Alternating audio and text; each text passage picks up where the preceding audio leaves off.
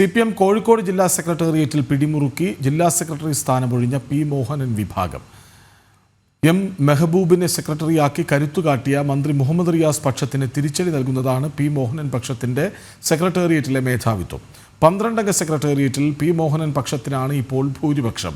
വിവരങ്ങളുമായി ദിസ്ന സുരേഷ് ഒപ്പം ചേരുന്നു. ദിസ്ന, സമ്മേളനമൊക്കെ കഴിഞ്ഞിട്ടും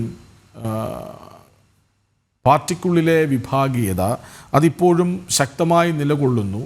മുഹമ്മദ് റിയാസിന്റെ തള്ളിക്കയറ്റം അത് അംഗീകരിക്കാൻ നേതാക്കൾക്ക് മനസ്സില്ല എന്നതിന് തെളിവായി മാറുന്നു CPM-നുള്ളിലെ നീക്കങ്ങൾ.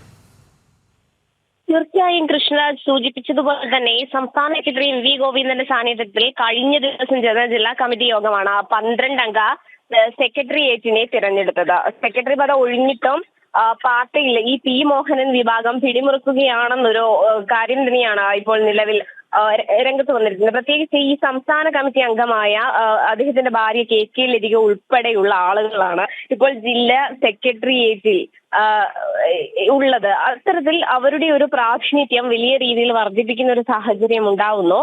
അതിനെതിരെ വലിയ വിമർശനങ്ങൾ തന്നെ പാർട്ടിക്കുള്ളിൽ തന്നെ ഉടലെടുക്കുന്നു. നേരത്തെ കൃഷ്ണദാസ് സൂചിപ്പിച്ചതുപോലെ തന്നെ അത്തരത്തിലൊരു വിഭാഗീയത ഉടലെടുത്ത് കഴിഞ്ഞിരിക്കുന്നു എന്ന് തന്നെ നമുക്ക് പറയാൻ സാധിക്കും. ഈ പ്രായപരിധി കഴിഞ്ഞിട്ടും മുതിർന്ന നേതാവായ C ഭാസ്കറിനെ ഒക്കെ തന്നെയും ഈ പി മോഹന് ഉൾപ്പെടുത്താൻ കഴിഞ്ഞു എന്നത് തന്നെയാണ് അവരുടെ ഒരു മേധാവിത്വം ഉറപ്പിക്കുന്നതിന് സാധിച്ചു എന്ന് തന്നെയാണ് അറിയാൻ കഴിയുന്നത്.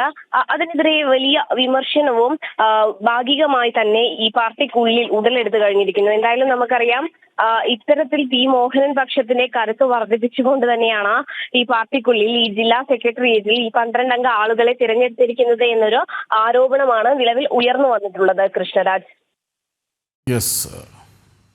കോഴിക്കോട് CPM-ൽ വിഭാഗീയതയുടെ പുതിയ മുഖം പ്രകടമാകുന്നു. ജില്ലാ സെക്രട്ടറി സ്ഥാനം ഒഴിഞ്ഞ പി മോഹനൻ പക്ഷം അവിടെ ജില്ലാ സെക്രട്ടേറിയറ്റിൽ കരുത്തുകാട്ടുകയാണ്. വിവരങ്ങൾ നൽകുകയായിരുന്നു ദിസ്ന സുരേഷ്.